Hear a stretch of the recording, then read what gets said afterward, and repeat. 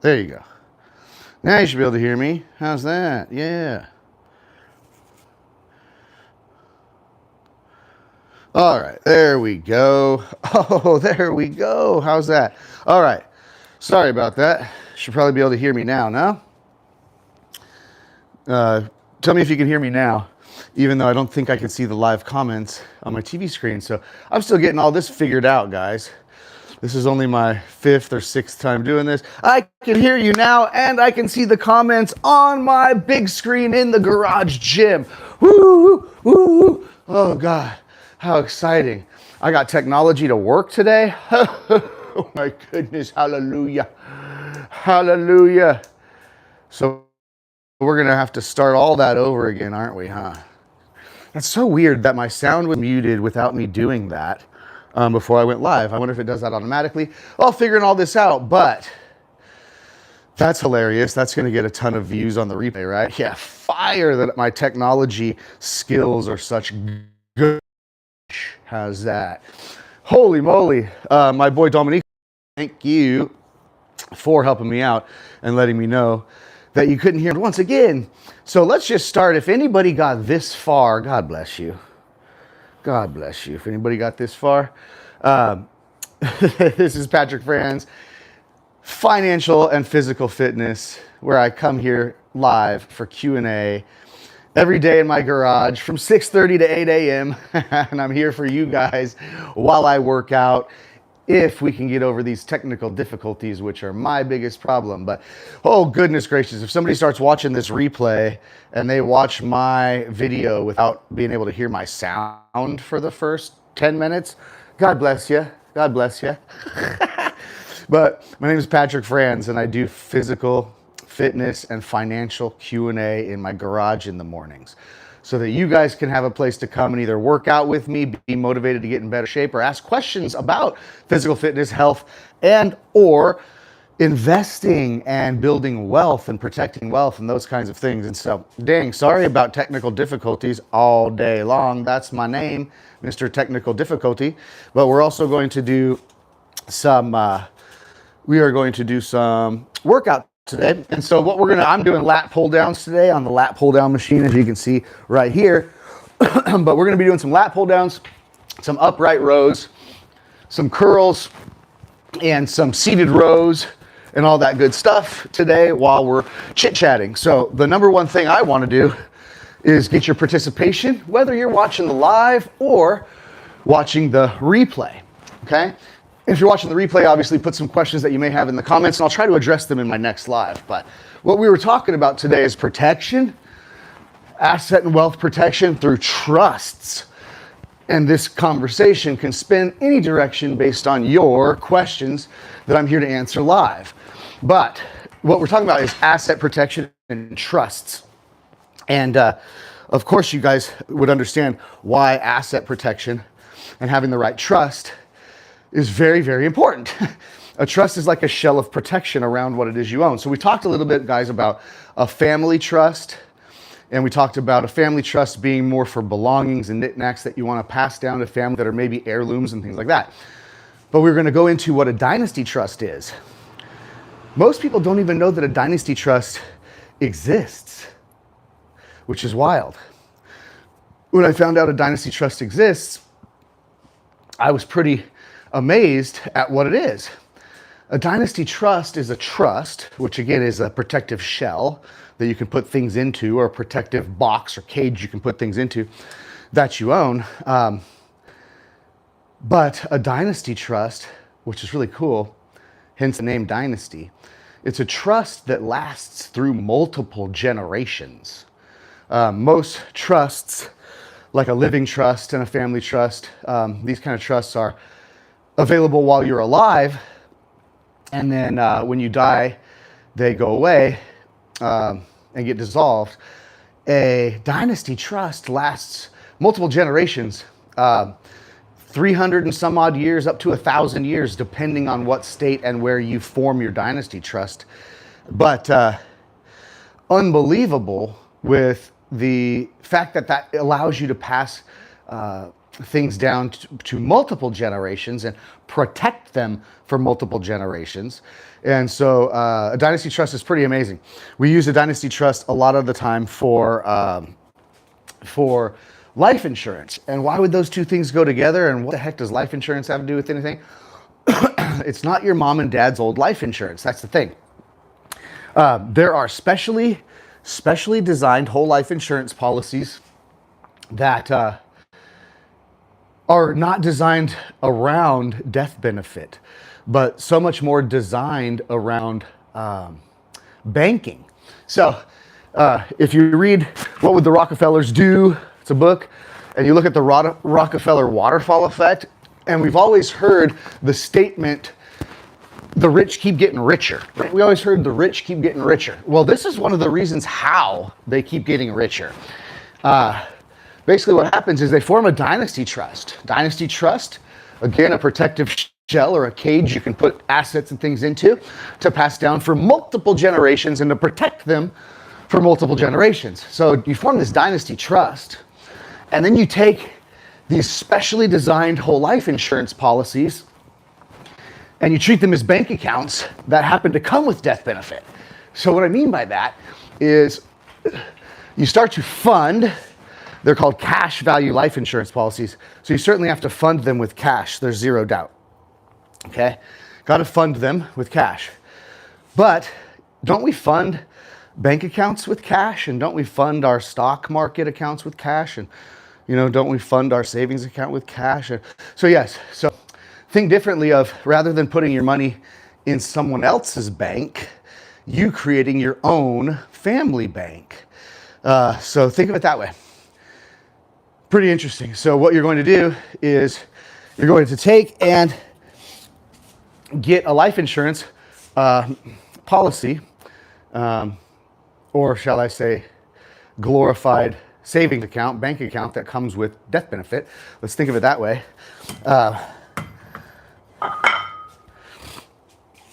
So here you have this life insurance policy that you fund, right? You have to fund the life insurance policy, but it's designed to be a banking product for you and your family, not necessarily just a life insurance policy. So let's not get it twisted. What we end up doing is we end up funding the life insurance policy. And when we fund the life insurance policy, that protects that money. Money sitting in a bank is not safe. Money sitting in an insurance company is safe. It's outside of the banking system. And so you're protecting your principal, number one. It's a pretty good rule of finances and building wealth, is protecting your principal, right? But also we heard interest earning capability of $1, and we learn the time value of compounding. Those things are huge with building wealth, right? But when you fund one of these life insurance policies that's owned by the dynasty trust, the dynasty trust is the beneficiary of this death benefit that comes with this policy. But when you fund the life insurance policy, you guys, let's say, for instance, just to speak numbers, you put $10,000 into it. You fund $10,000 into a policy. Well, when you fund that $10,000 into that policy, you are putting $10,000 into an insurance company, not into a bank account at the bank. So figure that's the difference. And then also, here's what's interesting. The bank, if you put your money in like a CD account or a savings account or something like that, you know that the bank doesn't pay us squat for yield. We know that. They pay us 1% interest or something like that to let them sit on our money. They certainly don't pay us, right? But here's what happens with the insurance. It pays about, let me get this down a little bit. The insurance pays like 4 to 6% per year returns with compounding, uninterrupted compounding, because the money that we put into these policies, again, the policy being owned by the family dynasty trust, is the beneficiary of the future death benefit. But what it does is it opens this bank account that now has future leverage capability, and you can get the money just as easily as you can go down to Wells Fargo and get your money out. Probably easier, as a matter of fact, because if you try to take a large withdrawal down at Wells Fargo Bank, no offense, Wells Fargo, this could be any big banking institution, Chase Bank or any of the others.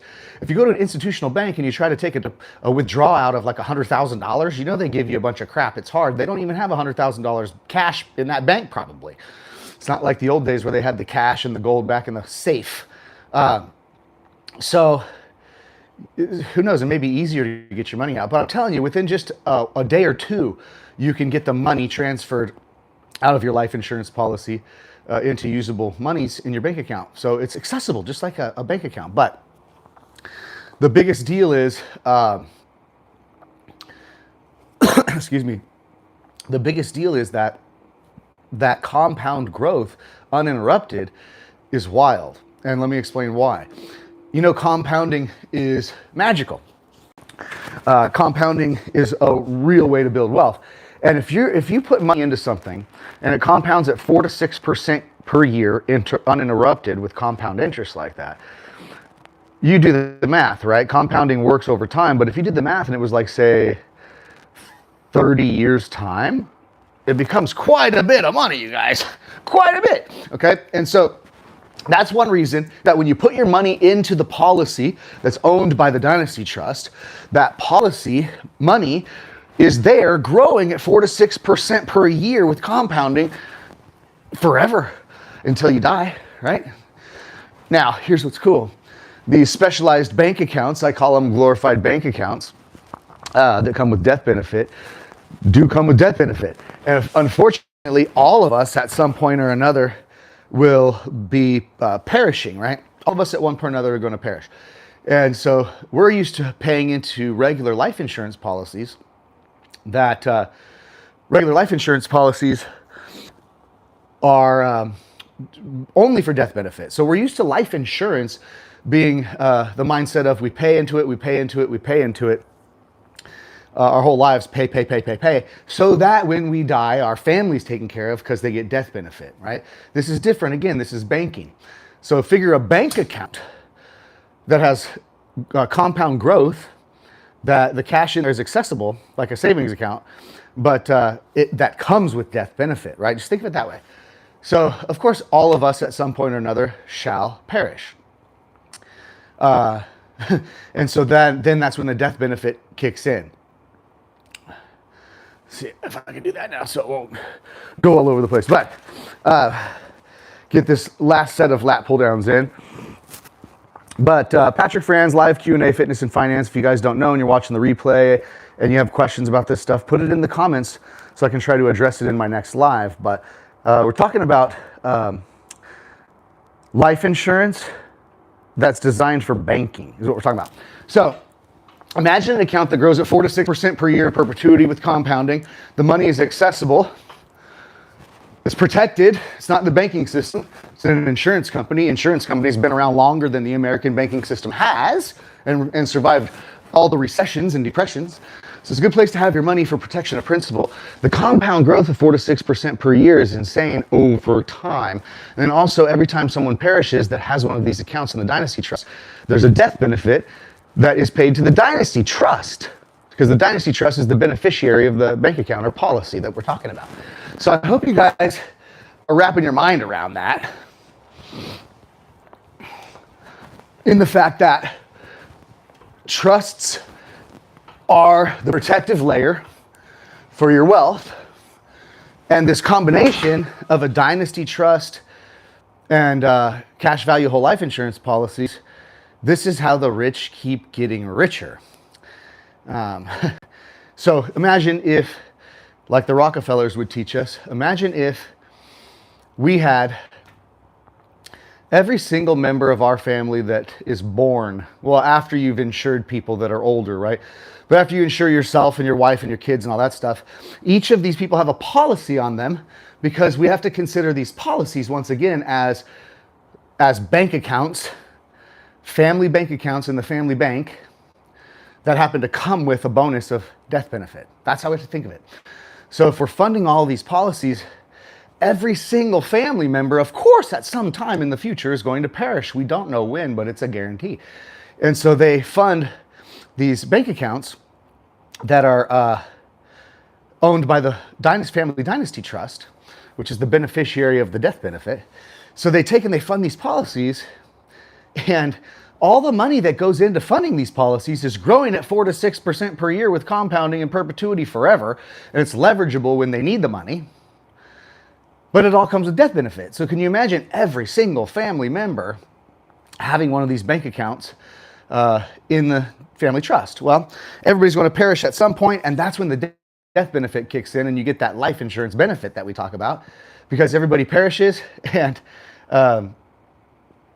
we are going to get a large lump sum of death benefit is going to come into the family trust, making the family wealthier. And that death benefit that comes into the family trust now is more money that now the family has at their behest to leverage and grow their wealth with. So it's really cool. The Rockefeller waterfall effect, you can study that. The infinite banking concept, you can study that. And that's what this is all about. But pretty cool that the trust can also hold assets in there, but these bank accounts or life insurance policies can be considered obvious assets that can continue to perpetuate the family's wealth. All right. So anyways, you got the trust and you've got the life insurance, the infinite banking concept, the Rockefeller waterfall effect, whatever you'd like to call it. There's different names and different usages for it. But the idea is that a trust is protection. You can put assets in a trust. Some of the assets in a dynasty trust would be these specially designed whole life insurance policies that are designed for cash value, not necessarily designed around death benefit, although they come with a death benefit. And you can put a policy on every single person in your family. The money in those policies grows with 4 to 6% per year, returns, compounding forever. You can access the capital.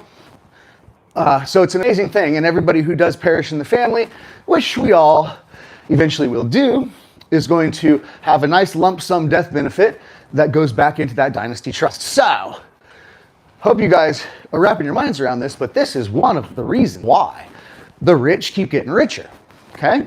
Now, this is just one component of a wealth building strategy, and one of the things that you must have if you're going to build some wealth for your family is a strategy. Am I right or am I wrong? Gotta have a strategy, guys. Can't just go out there willy-nilly investing in things and hoping that's gonna be your savior, because not all investments work out. Isn't that right? Sometimes investments don't work out. People lose money and so on. And so let's think of a financial system that we can have, okay? And a system, let's see if this works. There you go. Ooh, that felt good. Getting a little bit of a pump now from those lat pull downs. So we did four little light sets of lat pull downs. Now we're gonna switch that up and we're gonna go into some seated rows here. So I'll adjust my, oh, you know what? I still need this. But so you've got the trust in place. You've got the family trust to put all your knickknacks and trinkets like the family Bible and all those good things in the family trust. You've got your dynasty trust. Your dynasty trust really starts to act as your family bank institution. So imagine being able to get your family out of the need for banking elsewhere. What if you're able to create your own family bank?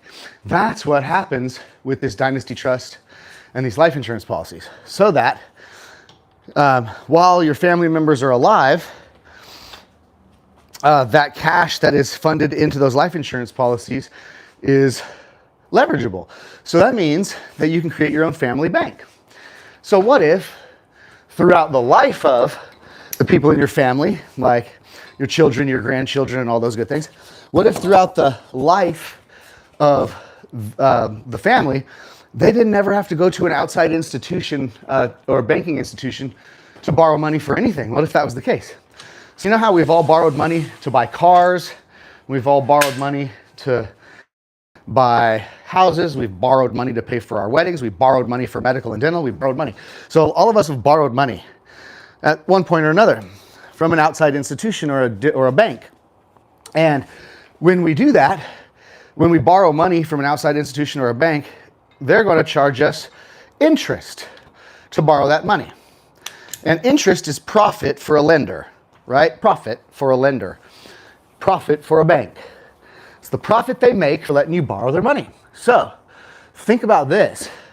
What if What if nobody in your family ever had to go to an outside bank or institution to borrow money for anything in life? What if, for an auto loan, to borrow money to get married, to pay for a wedding, college education, business startups, you name it, right? We borrow money from banks for all sorts of different reasons. But what if your family didn't have to go to an outside bank or institution in order to borrow this kind of money to do these things in life?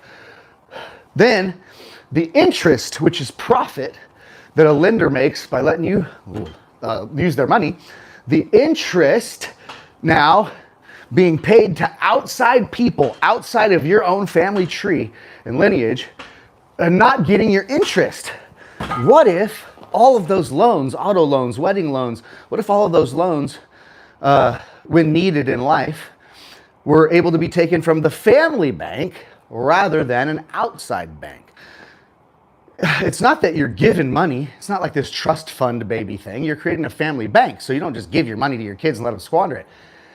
But if your kid, or let's just say your kid, if your kid wanted a car, and they said, Mom, Dad, I want to get a vehicle. You said, okay, you definitely need to go get you a car.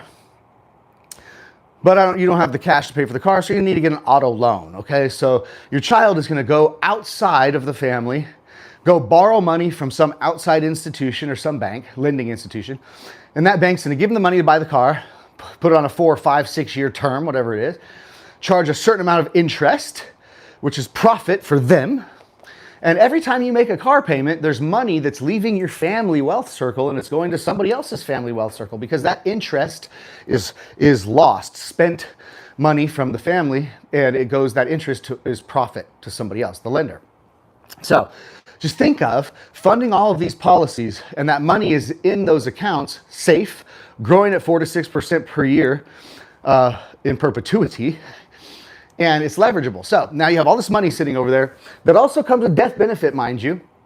And that money's sitting in there growing at 4 to 6% per year. Well, if that money's accessible out of the life insurance, and my child needs to go buy a car and they want to get an auto loan from some outside source, rather than let the interest that's dripped from our family in making car payments to some other outside lending institution, rather than let them make that money, why not make the family wealthier? Why not make your own family wealthier? So rather than give money to the spoiled kids of your family, you teach them fiduciary banking responsibility and financial responsibility. So if they need to get an auto loan, then how about the family, instead of an outside bank, how about the family bank give them that auto loan? Not give them the money, not go buy them a car and make spoiled trust fund babies. No, teach actual responsibility. Financial responsibility. And what if you had the loan come from the family bank rather than an outside institution? And what if the family bank just said, whatever interest rate that you could qualify for at a commercial institution, we're going to match it. We're going to give you whatever interest rate that you would get from an outside bank. So you give the family member a loan and you charge the family member interest, the going rate of interest that they'd be able to get at any other lending institution, and you charge them that interest rate. And that way, don't you understand that child of yours is going to be making a monthly car payment anyways, right? Why not make the monthly car payment to the family bank? The family bank can make that 6, 7, 8% interest rate. So the interest that an individual borrower pays to a lender, the interest is profit. Why would we want to borrow money from an outside institution and pay that individual or that institution interest while my family loses that money for good and it goes off somewhere else? That doesn't help the family retain and build its wealth. So I'm just giving you a simple analogy on a car loan where you could offer up the loan at the market interest rate to a family member, and they'd be making car payments anyways. So why not make the car payments back to the family bank and let the family make 7% interest on its money rather than the bank making that 7% interest? Do you understand? So the family becomes its own bank. The family becomes its own lending institution. And the family bank grows and grows and grows consistently because the money that is funded into the family bank grows at 4 to 6% per year with compounding in perpetuity. And the money's accessible to lend. And if you're lending, you lend and you charge interest for people to use your money, even family members. And that interest is profit and also grows the family's wealth over time. And then you have the death benefits that are attached to all of these bank accounts that are owned by the dynasty trust. So each and every time anybody in the family does perish, which is inevitable, there's going to be this huge death benefit, a giant lump sum of capital that gets put into the dynasty trust. So do you understand how the dynasty trust that runs the family keeps getting wealthier and wealthier and wealthier? And the family members that have access to that family trust obviously have access to a lot of wealth and a lot of opportunity. So that is a really cool thing, guys, about the way that trusts work. You've just learned something, that there's a dynasty trust. And so you can put these life insurance policies that are specially designed, not the old life insurance policies that we're used to, specially customized life insurance policies designed for cash value, not necessarily designed heavy on death benefit, although it does come with death benefit. So pretty cool, guys. And that's a good way to protect your wealth. Now, you don't have to start big and you don't have to be wealthy to do this. That's another cool thing. I know somebody that started doing this, and rather than take their Friday paycheck from their job, and put it in to the bank like normal, right? Normally, we would grab our paycheck and say, yeah, I got paid today from work and I got to go put the money in the bank. So we take this and we take this paycheck and we go put it in the bank. Now, it's not growing, right? They don't pay you interest when you go put your money in the bank. They start loaning your money out to everybody else and making a whole bunch of interest and getting rich off of your money that you deposit in the bank. So I know somebody that took their paycheck, and rather than deposit into a regular bank, every time they got a paycheck, they deposited that paycheck into the life insurance. What a smart idea.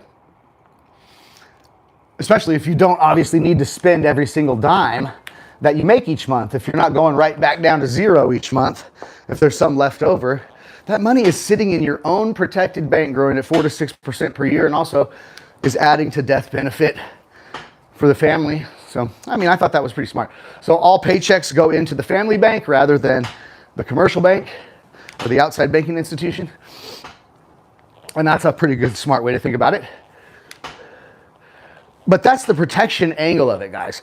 Family trusts and dynasty trusts are super, super cool vehicles to help people protect their wealth and pass their wealth and items onto the next generations without people arguing over it and without it being sucked up in probate or taken away by some other institution. So your family keeps its wealth. Now, that's just a part of the system. That's the protection piece of it. And the other piece is investing. So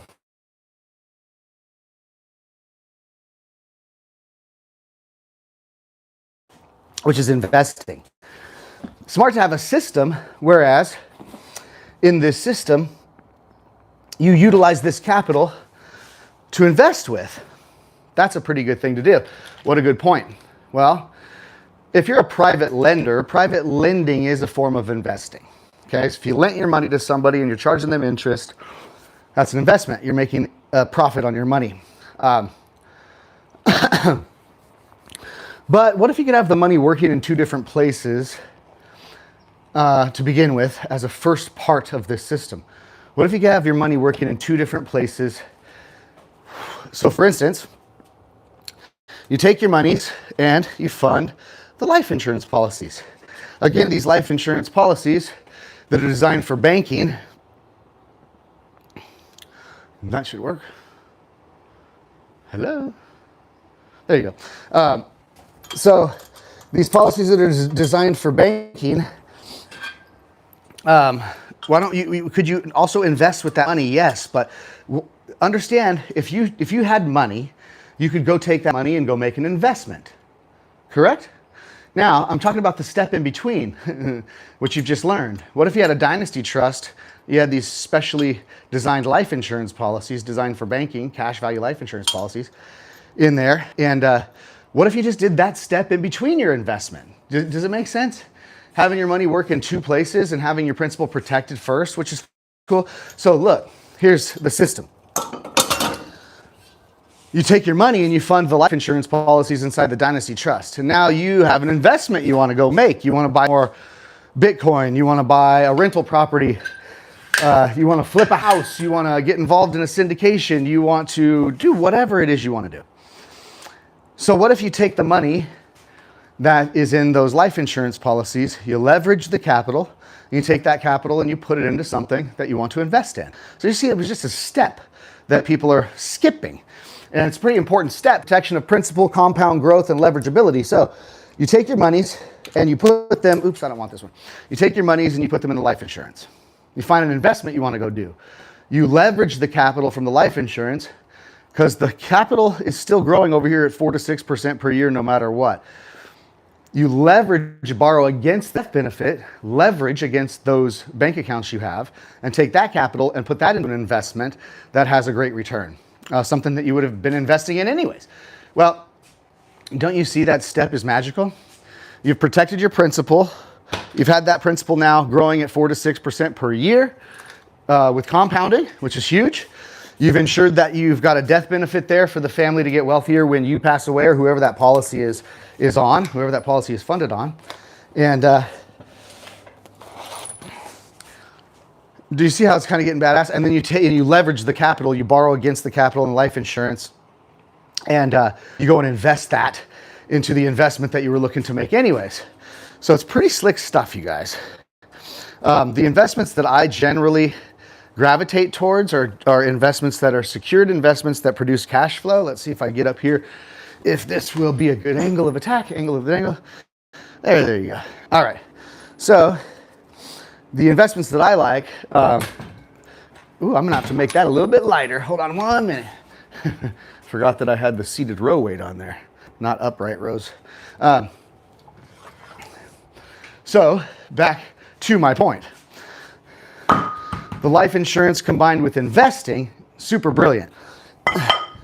But the key to the leverage on that life insurance from the Dynasty Trust, the key to the leverage is having a way to pay back the leverage so that you continue keeping that bank filled, that leverageable bank account filled for future purpose. So when you invest in something, you invest into something with the idea that you're going to be paying back the leverage. And so what I like, guys, is investments that produce high yield cash flow. Some people like dividend stocks. I like mortgage notes. I like mortgage-backed promissory notes. That's what I like. So you could fund the life insurance through the Dynasty Trust, fund the life insurance. I can leverage the capital. I can leverage the capital from the life insurance policies in order to do what?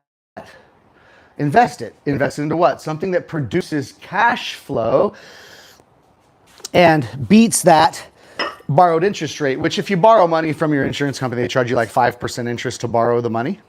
And so obviously I'm putting my money to work at something that earns me well over 10% per year in yield. But I like the cash flow because the cash flow is king. With cash flow, not income, guys. There's a difference between income and cash flow. But with cash flow, now you have something that even adds another component, and you can get that money working in 3 different places. So what if I funded the life insurance policy? I'll give you guys a system here. See what you think. Hopefully my tripod won't fall over. So give you guys a little system here. What if I took my monies and funded life insurance that's owned by a family trust? What if I funded the life insurance? Then I was able to leverage, borrow against the capital that's been funded in the life insurance policy, take that money and go and buy a mortgage note.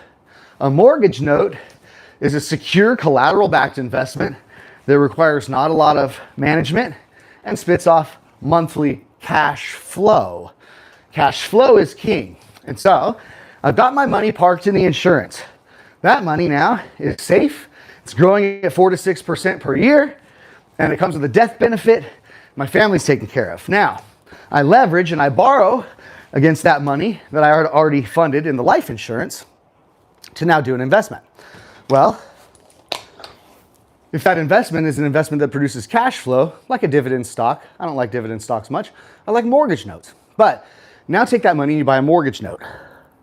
The mortgage note is now spitting off monthly cash flow. If you do not need the money that's being produced monthly by that asset, that monthly cash flow, if you don't need that money to survive off of course, then you can take that monthly cash flow, you can invest that into something, perhaps dollar cost average into something like Bitcoin or XRP. Hey, I'm on a live, you can go in. I'll come in a minute. So I'm just giving you guys a little bit of insight this morning. And sorry once again, I'm figuring out these technical difficulties. I'll get better at this. But in any case, guys, that's a pretty darn cool system, isn't it? Can you imagine having that set up for your family and for your financial future? So you take your monies that you got from your hard work, you invest that into a life insurance policy that's owned by the Dynasty Trust. So you set yourself up a Dynasty Trust, you take your monies and you fund life insurance that's cash leverageable. Now you've got that money protected. It's growing at 4 to 6% per year with compounding and comes with death benefit because you're gonna perish eventually, right? So that's step one. Step two, you leverage the money out of the life insurance policy, okay? You leverage that money out of life insurance policy, and you go take that and you buy an investment that produces cash flow. I like mortgage notes for my cash flow. They're passive, they're backed by real estate, there's potential upside, and people tend to pay their mortgages, so it's pretty steady cash flow monthly. It's not very speculative. So if you don't need the cash flow that's being produced by that investment, right? So remember, I protected my capital in the Dynasty Trust and life insurance policy. It's also growing at 4 to 6% per year with compounding over there. Pretty good. Forever with uninterrupted break. Pretty good to begin with. Now, I can leverage the capital. I can get the capital in my hand, most of it anyways, that I had put in to fund step one. Now I have the capital that I can go make an investment with. I take that capital and I invest in things like mortgage notes because mortgage notes are secure, backed by real estate, great yield, and they spit off monthly cash flow, and cash flow is the king, okay? So now, let me get this back down here. There we go. So now, step three, you've got your money in life insurance, step one. Step two is you've leveraged that money from the life insurance. That's step two to make an investment, okay? Investment that produces cash flow. Now, step three is if you don't need the cash flow coming from that investment every month to live off of, if you're paying your bills because you still have a job and you work and produce income, the cash flow that's being spit off of that investment number two, the monthly cash flow now can be invested, maybe dollar cost averaged, into something like a Bitcoin or an XRP or whatever it is you invest in, stocks or whatever. But now don't you understand that you start to learn that to build wealth is systematic. Building wealth is not luck, you know? I'm just waiting to hit it big, you know? Then my family will be taken care of. It's not that. It's a systematic and well-disciplined approach and having the knowledge that these tools exist. That's the key to building wealth, guys. And anybody can do this. You don't need a lot of money. You can start funding one of these life insurance policies that come with death. You could, fund one of these life insurance policies, or shall I say bank accounts that come with death benefit. You can fund one with as little money as you'd like. You can put $200 a month into one of these policies, or $500 a month into one of these policies, or whatever it may be. And you can have multiple policies, right? I can put $100 a month into a policy on my daughter, and $200 a month into a policy on my other daughter, and $500 a month into a policy on my wife, and $1,000 a month into a policy on me, and so on and so on. Depends on your financial situation. But it's whatever money you can afford to put over there. And I say that any money that you can ever afford to put into a bank account and let sit there for a while is money that you could afford to rather let it sit over here in a specially designed life insurance policy that's owned by your family trust, okay? So it's all up to your different financial situations on how fast or slow this can be built. But the bottom line is, don't you realize, in any position and however much money you have, this should definitely be something that is being built, okay? So that's my take today on the protection and the investment and how to use the system of a dynasty trust, cash value whole life insurance policies to use as bank accounts that come with death benefit. Leverage the capital that you funded into the life insurance policies. Leverage that capital.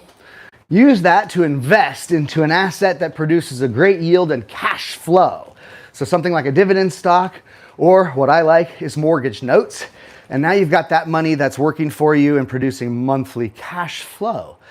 Now you take the monthly cash flow that's coming from that asset, and every month you invest that cash flow into another asset. Maybe something like Bitcoin, XRP, or whatever it is that you like to invest in. Oh, whew. All right.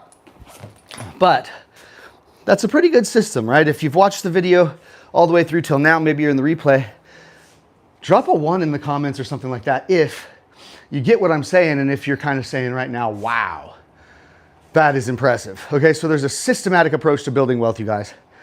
Zero doubt. There's not much luck involved. I guess there can be luck involved, right? People hit it big and so on.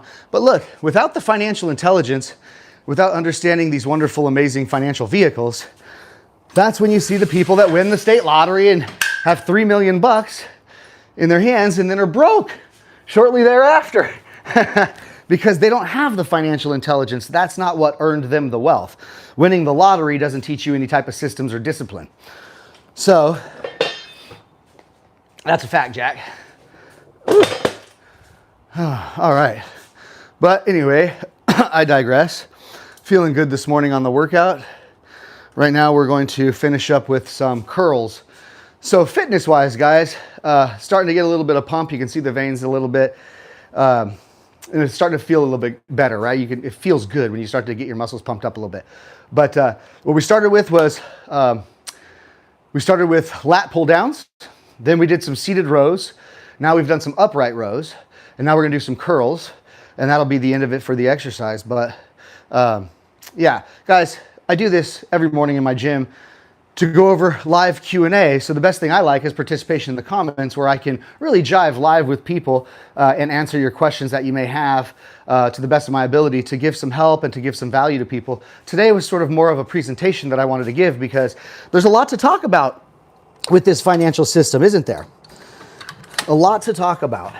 And you know, look, let's just face it. Let's just face it. You guys, here, come over here, camera. Come here, buddy. Come here. There you go. Let's just face it, guys. Most people, okay, don't even know that a dynasty trust exists. Most people don't even know what a dynasty trust is. Most people don't even know that you can invest into a mortgage note. So I'm trying to give you guys some value today in things that are known by the wealthy and known by the banks. Wealthy and banks are pretty good at making money. And this is the things that they do and the things that they use.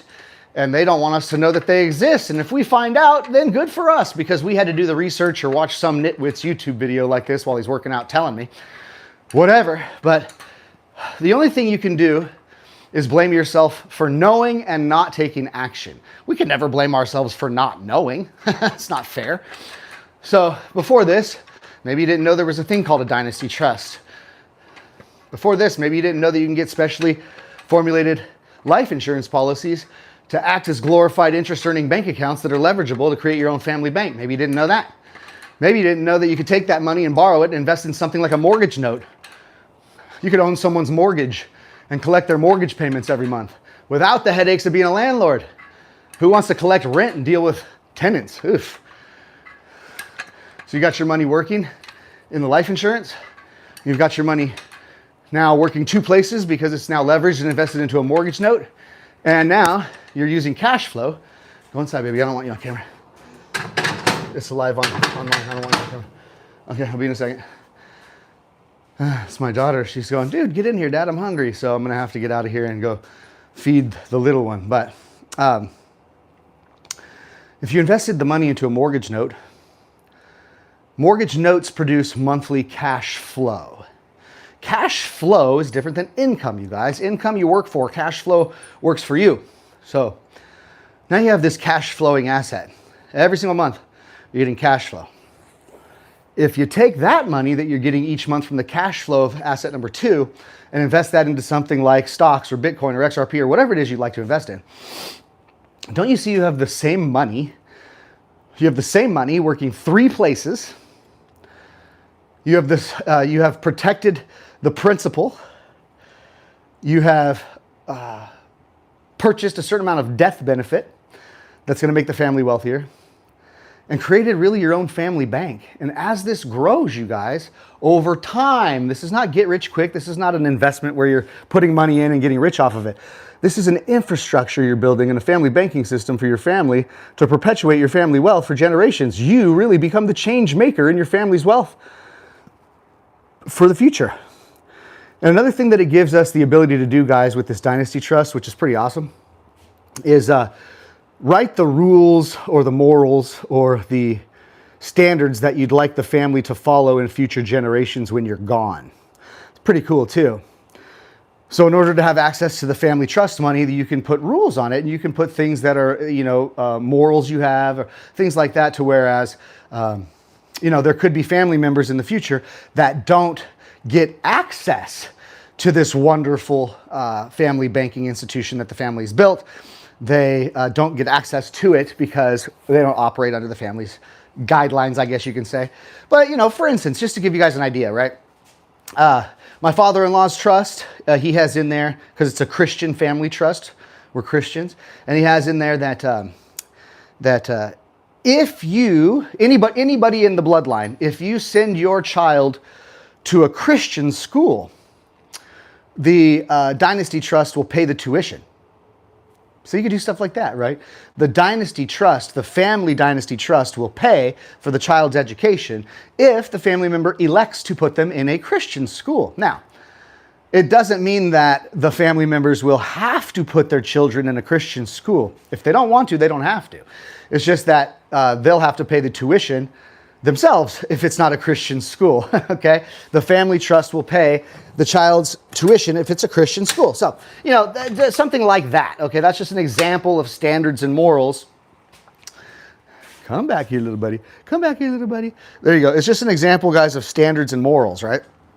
In which gives the family financial benefit and financial opportunity if they follow the rules as set forth by the individual who... Come here, buddy. Set forth by the individual. Come on, come track me again. I'm over here, buddy. I'm over here, camera. Hello. All right. Well, that's not going to work. I got to fix it manually. But amazingly enough, guys, that can pass along some family values. Also, passing along financial intelligence. How about that? So, in teaching the family what the dynasty trust is, how it operates, when teaching the family how to fund these specially formulated life insurance policies to add more bank accounts with death benefit to the family dynasty trust as more human beings are born into the family, right? And teaching them financial intelligence with multiplication of money, having the money working in several places, and investing the family's wealth wisely to continue growing the family's riches in perpetuity. So can you imagine being the change maker in your family? How many of us didn't grow up with a family of means or a family of financial intelligence? How many of us did not grow up that way? How many of us wish, perhaps, that we could have had a little bit better life growing up, or more opportunity, or maybe the funds to go to the college that we got accepted into, but our family couldn't afford it? Those kinds of things, right? The affordability problems that families have.